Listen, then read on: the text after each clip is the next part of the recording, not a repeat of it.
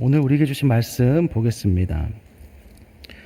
요한복음 20장 24절에서 29절 말씀입니다. 제가 가진 성경 신약 184면에 있습니다. 우리 찾으셨으면 한 목소리로 우리 같이 함께 읽겠습니다. 시작. 12 제자 중에 하나로서 디두모라 불리는 도마는 예수께서 오셨을 때 함께 있지 아니한지라.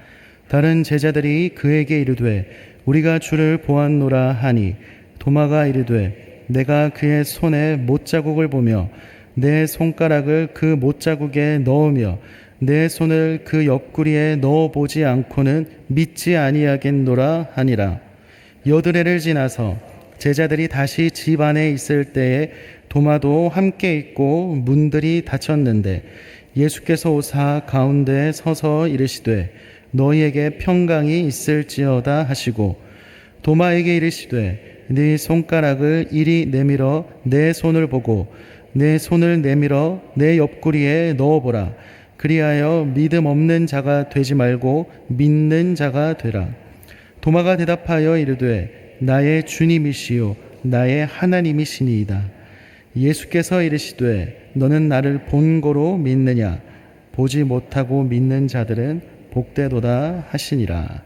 아멘.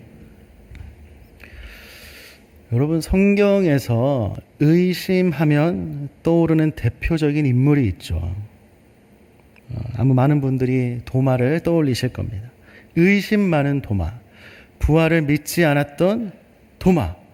교회는 오랫동안 이렇게 도마를 기억해 왔고 그렇게 가르쳐 왔습니다. 저 역시도 교회 학교에서 도마처럼 의심하면 안 돼 많이 배웠던 기억이 있습니다.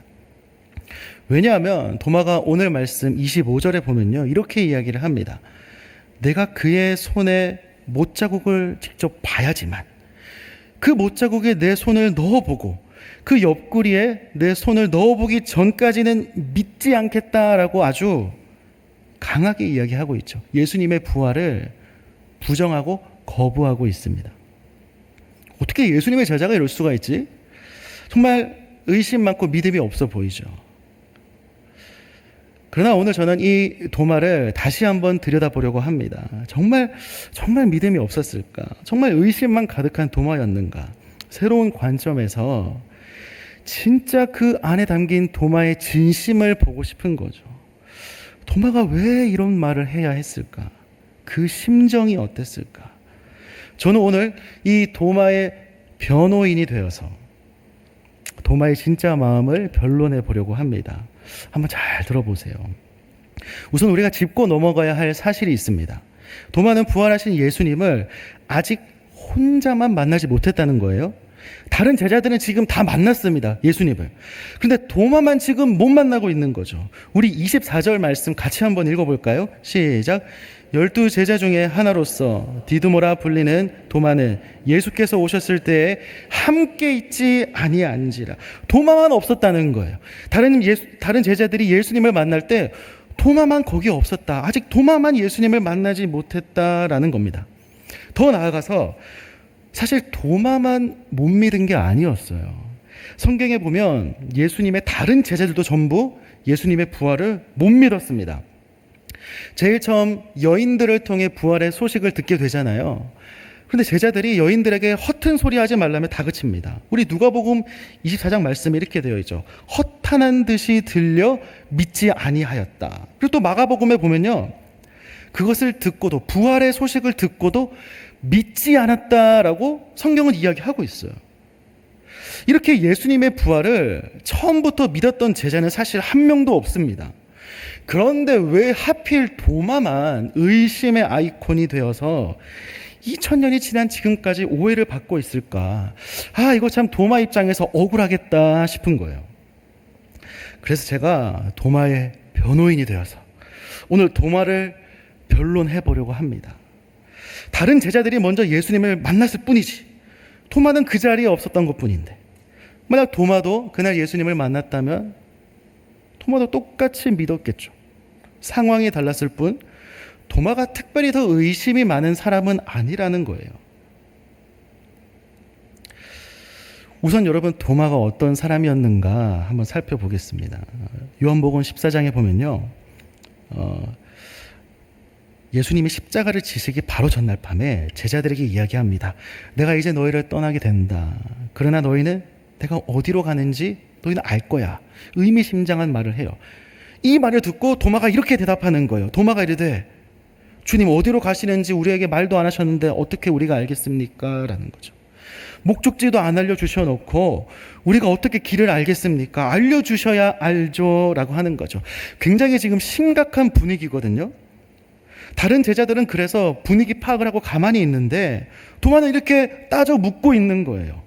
이 장면만 보면 도마는 매우 현실적인 사람입니다. 이성적인 사람이에요. 그리고 또 하나 요한복음 11장에 보면 예수님이 죽은 나사로를 살리러 갑니다. 그때 다른 제자들은 만류해요. 예수님 지금 가면 안 됩니다. 위험합니다. 붙잡힙니다. 만류하죠. 그런데 그때 도마가 혼자서 뭐라고 이야기하는가? 이렇게 얘기하는 거예요. 우리도 주와 함께 죽으러 가자. 우리도 주님과 함께 죽을 준비가 되어 있으니 같이 가자. 이야기하는 거예요. 놀라운 고백이죠.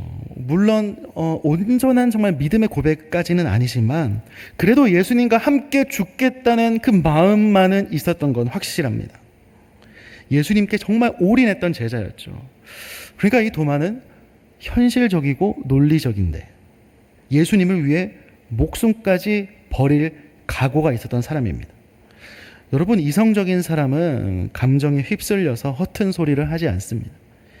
현실주의인 사람은 굉장히 날카로워요. 그런 도마가 예수님과 함께 죽겠습니다라고 하는 것은 정말 단순한 허풍이 아니라 그때만큼은 그래도 진심이라는 거예요. 정말 예수님을 사랑하고 의지했고 그분께 전부를 걸었던 제자가 바로 도마라는 거죠. 그런데 어느 날 예수님이 그렇게 전부를 걸었던 예수님이 한순간에 죽어버린 거예요. 십자가에 못 박혀 그 로마 권력 앞에 아무것도 하지 못하고 죽어버렸습니다. 잔인하게. 도마 입장에선 너무나 충격이었겠죠. 모든 걸 잃은 그 심정. 올인했는데 예수님께 내가 전부를 걸었는데 내 목숨까지도 걸었는데 그분이 이렇게 허무하게 죽어버리다니. 그 허탈감, 심리적, 영적 붕괴가 내면에 일어났을 겁니다. 그런 상황에서 제자들이 찾아온 거예요. 눈치 없이. 야 도마야, 우리가 예수님 만났어. 우리가 부활하신 예수님 만났어. 이렇게 얘기하는 거죠. 이 말을 들은 도마의 심정이 어땠을까요? 야 진짜 대박이다. 어떻게 진짜? 너무 다행이다. 예수님 살아나셨구나 라고 할 수 있을까요?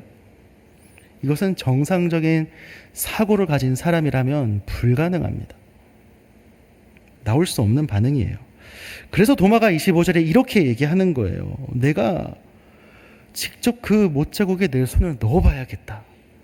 그 창자국에 내 손을 넣어보지 않고는 내가 믿지 않겠다라고 하는 거예요. 굉장히 현실적이죠. 제자들의 말을 강하게 거부하고 있습니다. 그런데 여러분 잘 보십시오. 여기 말씀에 중요한 포인트가 있습니다. 이 말씀에 보시면 도마가 내가 믿지 못하겠다가 아니에요. 내가 믿지 않겠다, 아니하겠다라고 이야기하죠.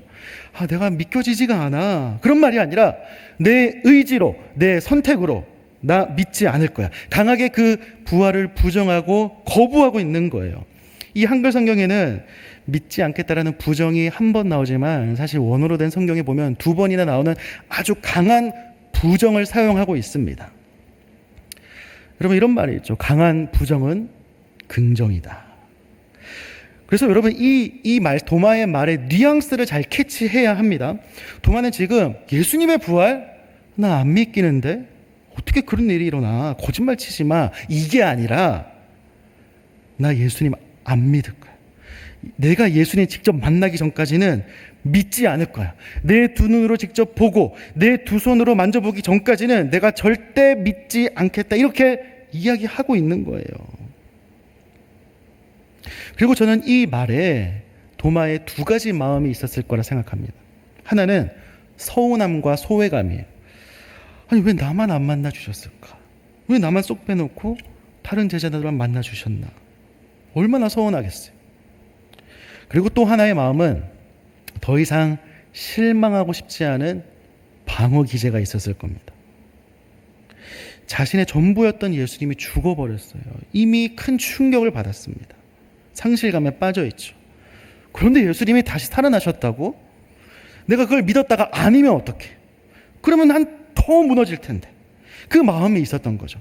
그래서 도마가 이렇게 이야기하는 거예요. 나 못 믿겠어가 아니라 나 안 믿을 거야. 나 안 믿어. 내가 직접 확인하기 전까진 안 믿어라는 거죠. 강하게 부정하면서 그 자신의 마음을 지키고 있는 겁니다. 여러분, 심리학에서도 인간이 감당할 수 없는 큰 충격이나 슬픔에 빠지면 가장 먼저 뇌가 작동시키는 것이 강한 부정이라고 합니다. 왜냐하면 자신을 보호하기 위해, 그 현실을 부정하게 만든다는 거예요. 스스로를 보호하기 위해서.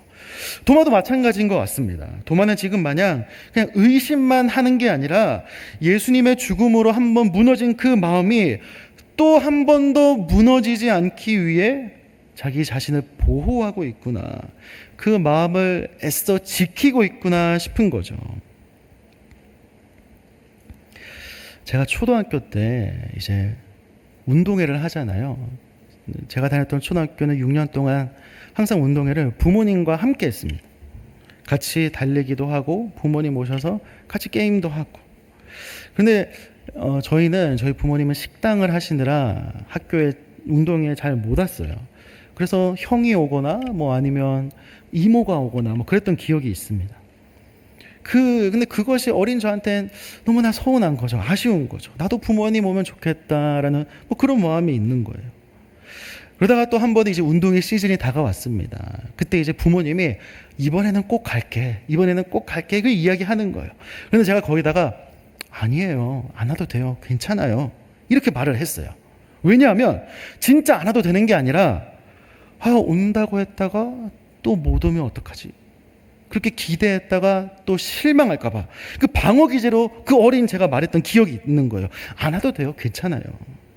사실은 누구보다 와주길 바라면서 그러나 실망하기 싫으니까 그냥 애써 쿨한 척 안 와도 된다 얘기했던 뭐 그런 기억이 있습니다. 그리고 그 심정이 마치 오늘 도마의 마음과 비슷하지 않았을까 싶은 거예요. 누구보다 예수님이 살아나셨다는 소식을 듣고 싶었는데 사실 기대했다가 아니면 또 무너질까가 두려운 거죠. 그래서 애써 부인하며 나 예수님 만나기 전까지 절대 믿지 않겠다, 강하게 부정하고 있는 거예요. 일부러라도. 그래서 저는 도마가 의심이 많은 게 아니라 더 상처받기 싫어서 몸부림치고 있구나 싶은 거예요. 자, 그렇게 8일이 지났습니다. 그리고 예수님이 제자들에게 한 번 더 찾아오셨어요. 우리 26절 말씀 오늘 같이 한번 읽어보겠습니다. 시작. 8회를 지나서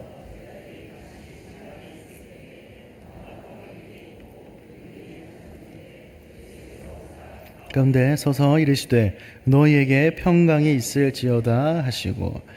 자, 제자들이 다시 집안에 있을 때 예수님이 찾아와셨어요. 그런데 그때 도마도 함께 있었다 이야기하죠.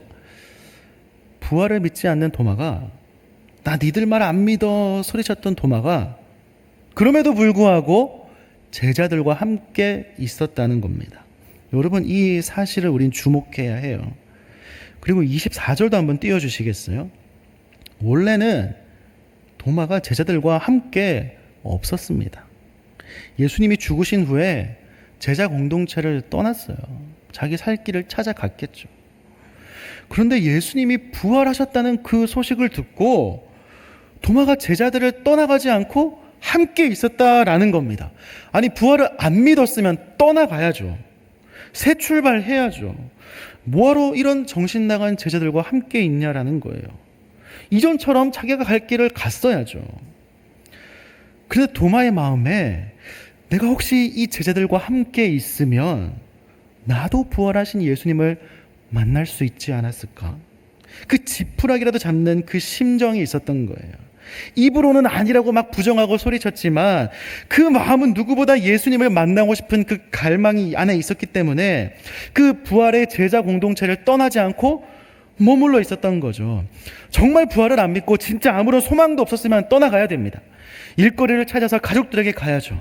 그런데 그런 도마가 제자 공동체에 있었다라는 것은 8일 동안 그 안에 머물렀다라는 것은 그 안에 예수님을 향한 갈망이 있었기 때문이에요.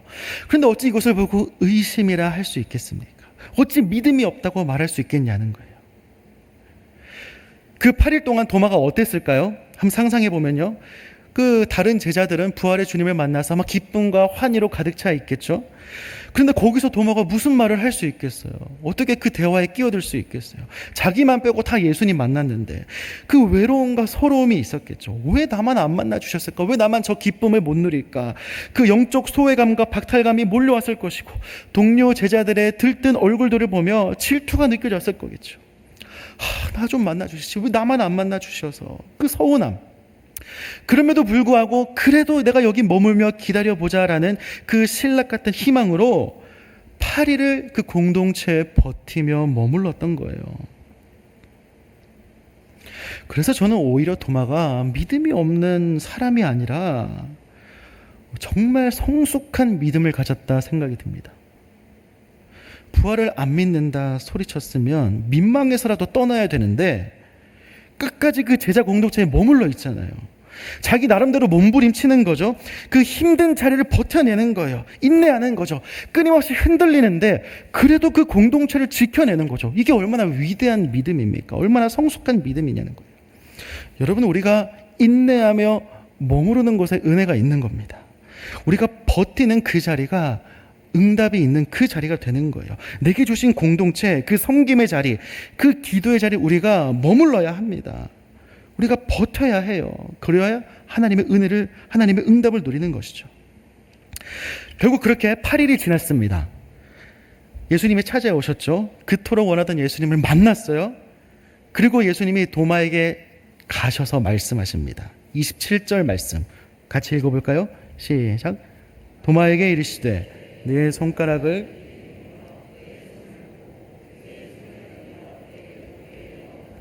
그리하여 믿음 없는 자가 되지 말고 믿는 자가 되라. 예수님께서 도마가 한 말 그대로 말씀하시고 도마에게 응답해 주시죠. 네 말처럼 넣어봐. 내 손가락 만져봐. 내 옆구리에 네 손을 넣어봐라. 그대로 말씀하십니다. 그렇다는 것은 도마를 항상 지켜보고 계셨다는 거예요. 예수님이. 도마의 그 신음소리를 다 듣고 계셨다는 겁니다. 혼자서 도마는 그 외롭고 서러운 그 소외감 속에 있을 때 그렇게 끙끙 앓며 버티고 있는 그 8일, 그보다 더 긴 시간 예수님은 도마를 혼자 내버려 둔 게 아니라 그의 그 가슴 아픈 내면의 소리까지, 그 신음까지 다 듣고 계시고 도마를 만나자 응답해 주신 거예요. 내가 다 들었다. 만져봐라. 내가 너와 함께 있었어. 라는 거죠. 여러분, 이게 복음입니다. 예수님은 우리가 완벽한 믿음을 갖추고 있어야 찾아오시는 분이 아니에요. 흔들리지 않는 그런 믿음이 있어야 예수님이 우리를 칭찬해 주시고 찾아오시는 게 아니라 우리가 흔들릴 때, 연약할 때, 혼자서 버티고 있을 그때 이미 예수님은 함께 하고 계시다는 거예요. 내 신음까지도 다 듣고 계시다는 겁니다. 자, 그렇다면 여러분, 이 이야기를 들은 도마가 정말 예수님의 옆구리에 손을 넣어봤을까요? 정말 그 못자국 난 손을 만져봤을까요? 사실 성경 어디에도 도마가 만졌다는 기록은 없습니다. 그저 예수님을 만나자마자, 예수님의 음성을 듣자마자 확인도 없이 도마가 고백하는 거예요. 나의 주님, 나의 하나님. 내가 직접 만져보고 내가 손을 넣어봐야 믿겠다 소리쳤던 도마가 예수님을 만나자 그 어떤 확인도 없이 주님, 내 하나님, 이 고백했다는 거죠. 제 상상이지만 아마 도마가 그 앞에서 서럽게 펑펑 울지 않았을까 싶어요. 여러분, 여기 도마가 나의 주, 나의 하나님 고백한 것, 이거 요한복음에서 가장 위대한 신앙 고백입니다. 왜냐하면 요한복음은 시작할 때부터 말씀이 곧 하나님이다라는 삼위일체 하나님을 선포하며 요한복음이 시작되거든요. 그러나 복음서가 진행되는 내내 그 누구도 예수님을 향해 당신은 하나님이십니다 고백하는 사람은 없었습니다.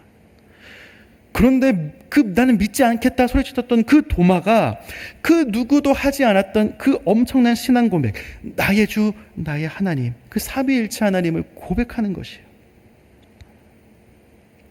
자, 여러분 여기까지 딱 들었을 때 정말 도마가 믿음이 없었던 의심의 대명사로 느껴지시나요? 저는 부활하신 주님을 너무나 만나고 싶었던 갈망의 소리였다. 자기 좀 만나달라는 그런 처절한 몸부림이었구나. 그렇게 흔들리면서도 그 자신의 자리를 끝까지 지켜낸 정말 위대한 믿음의 사람이다 싶은 거죠. 여러분, 이처럼 우리도 때로는 흔들리고 의심스럽고 혼란스러울 때가 있습니다. 기도해도 응답은 없고 어쩔 땐 성경이 정말 나랑 전혀 상관없는 이야기인 것 같기도 해요. 내 삶은 너무 힘든데 예수님 살아계시면 좀 응답해 주시지, 나 좀 도와주시지, 왜 이렇게 나를 내버려 두시는 걸까? 이런 의심의 소리가 마음에 올라올 때가 있습니다. 부끄러운 얘기지만요, 사역자들은 더 그렇습니다. 교회에서 말씀을 전하고 사역을 이끌어가기 때문에 예수님이 이해가 안 되어도 이해되는 척해야 하는 거예요. 때로는 하나님이 원망스러워도 감사한 척해야 되는 게 사역자입니다. 심지어 예수님이 믿기지 않을 때에도 신실한 척, 누구보다 잘 믿는 척해야 하는 게 사역자입니다. 그러니까 성도들에게 맹목적인 신앙, 그런 믿음을 막 요구하는 거예요. 직분자들도 마찬가지입니다. 내가 장로인데, 내가 권사인데 내 믿음이 흔들리면 안 되지, 남들 보기에 대단한 신앙인으로 비춰져야 한다고 생각하기 때문에 사실은 그 안에 불안과 두려움이 가득하면서 원망과 미움도 있으면서 아무렇지 않은 척, 나는 괜찮은 척 신앙생활을 하고 있다는 거예요. 왜냐하면 그래야 내 신앙이 좋아 보이니까, 그래야 아무 문제가 없는 것처럼 보이니까. 그러나 여러분, 오늘 도마를 통해서 돌아보고 싶은 겁니다. 여러분, 괜찮지 않은데 내가 괜찮은 척 할 필요가 없다는 거예요. 도마처럼 이야기해도 괜찮습니다. 내 마음 그대로 부르짖을 필요가 있다는 거죠. 욥만 봐도 마찬가지입니다. 어느 날 갑자기 모든 것이 무너져 버렸어요. 재산도 잃고 자녀들이 죽어버리고 죽을 만큼 그런 고통스러운 상황에서 고상한 척 기도하지 않았어요. 하나님, 그래도 저 괜찮습니다. 하나님 다 뜻이 있겠죠. 그렇게 기도하지 않았습니다. 입을 열어서 하나님 앞에 절규했죠. 하나님을 원망했습니다. 차라리 자신을 죽여달라고 소리쳤다고요. 그런 욥을 하나님이 너 왜 이렇게 믿음이 없어? 벌 주시고 탓하지 않으셨습니다. 오히려 믿음 좋은 척 정답만 늘어놓던 새 친구들을 향해서 하나님이 질책하시고 원망을 쏟던 욥에게 하나님이 잘했다 인정해 주시잖아요. 또 마가복음에 보면요, 여러분, 귀신 들린 아들을 둔 아버지가 등장합니다. 무슨 수를 다 써도 그 아들이 낫진 않는 거예요. 아버지로서 너무 괴로운 거죠. 그런 좌절과 절망 속에 있을 때 그때 마침 지나가던 예수님을 마주하게 됩니다. 그때 예수님에게 이렇게 말을 해요. 그 아버지가, 주님 괜찮으시면, 아직은 안 띄우셔도 됩니다. 주님 괜찮으시면, 가능하시면 제 아들 좀 고쳐주십시오라는 거예요. 아니, 지금 아들이 죽어가는데 이게 무슨 말이에요? 무조건 살려달라고 울고불고 떼쓰고 그 앞에 무릎 꿇고 애원해야죠. 그래서 예수님도 그 아비를 꾸짖습니다. 그게 무슨 말이냐. 그리고 나서 이 아버지가 다시 이야기하는데요, 이 고백을 듣고 예수님이 응답해 주시는 거예요. 그 아버지가 한 이 고백을 듣고 그 아들을 고쳐주시는 거죠. 그 고백이 무엇인가? 우리 말씀 한번 보시면 9장 24절, 내 믿음 없는 것을 도와주십시오라는 거예요. 내 믿음 없음을 도와주십시오. 주님, 제가 믿음이 없습니다. 제가 연약합니다. 저 좀 도와주십시오. 이 말을 들은 예수님이 그제서야 고쳐주시는 거예요. 여러분, 이 고백이 도마의 고백이고 또 우리에게도 필요한 고백입니다. 힘드시면 하나님 앞에 가서 힘들다고 따져 물을 수도 있어야 되는 거예요. 내가 죽을 것 같으면 죽겠다고 몸부림치셔야 됩니다. 괜찮은 척, 신앙 좋은 척, 다 이해하는 척 나를 억누르며 그 무거운 종교의 옷을 내려놓을 수도 있어야 하는 거예요. 욥처럼 하나님께 원망을 토해낼 수도 있는 거예요. 도마처럼 소리치실 수도 있는 거예요. 죽어가는 아들의 아버지의 그 처절한 고백처럼 제 믿음 없음 좀 도와주십시오. 철저히 자신을 깨뜨리며 기도할 수 있어야 한다는 거죠. 이것이 진짜 정직한 믿음입니다. 이런 과정을 거친 도마가 가장 위대한 신앙 고백을 하게 되잖아요. 나의 주, 나의 하나님. 저에게 영향력을 주신 많은 멘토 같은 목사님들이 계신데요. 그 중에 한 분이 저에게 이런 말을 하셨습니다. 어린 시절에 너무 삶이 힘들어서 하나님을 원망했대요. 청소년 시절. 너무 괴로워서 하나님께 막 따지고 원망하고 불평하고 소리치고 그랬다는 거죠. 그런데 이게 하나님이 안 믿어지면 괜찮겠는데 이 하나님이 믿어지니까 하나님이 살아계신 게 너무 분명하게 느껴지니까 그래서 하나님 앞에 가서 원망도 하고 하나님 앞에서 따지기도 하고 하나님 앞에서 울기도 한다는 거죠. 여러분 이런 모습을 보고 믿음이 없다 이야기할 수 있을까요? 또 반대로 이런 경우도 있습니다. 교회도 잘 나가고 예배도 잘 드려요. 입술로는 예수님 믿는다 고백도 하고 큰 흔들림이 없어요. 신앙생활도 잘합니다. 그런데 뜨거움이 없어요. 간절함이 없어요. 모든 신앙의 행위들이 그저 형식이에요. 내가 흔들리면 안 되니까 그냥 맹목적으로 믿으며 고상한 척하는 거예요. 여러분 누가 진짜 믿음입니까? 누가 더 믿음이 좋은 걸까요? 우리 생각해 봐야 합니다. 견고한 믿음은 흔들리지 않는 게 견고한 믿음이 아닙니다. 내가 흔들릴지라도 그래도 하나님 앞에서 있는 거. 내가 원망과 불평이 새어나와도 다른 곳이 아니라 하나님 앞에 쏟아내는 것. 그게 진짜 견고한 믿음입니다. 무신론자는 하나님께 화내지도 않습니다. 화낼 대상이 없으니까요. 근데 교회에서 믿음은 흔들리면 안 된다, 원망하면 안 된다, 도마처럼 이야기하면 신앙이 큰일 난 것처럼 치부하고 정죄하고 그렇게 맹목적인 신앙만 가르치다가 나중에 아이들이 이 청소년기에 나이 들고 신앙을 저버리는 사람 수도 없이 봤습니다. 흔들림을 한 번도 허락받지 못한 믿음은 진짜 흔들릴 때 부러져 버리는 거예요. 오히려 도마처럼 솔직하게 고백하고 원망하고 불평하고 내가 못 믿겠다 소리치고 발버둥 쳐야 됩니다. 종교적인 옷을 입고 괜찮은 척 무관심보다 눈물을 흘리며 따져 묻는 이 도마의 고백이 예수님 보기에는 훨씬 기특한 믿음이었을 거예요. 우리도 이런 모습이 있어야 된다라는 거죠. 자, 그리고 오늘 우리 마지막 구절인 29절도 같이 한번 읽어보겠습니다. 시작. 예수께서 이르시되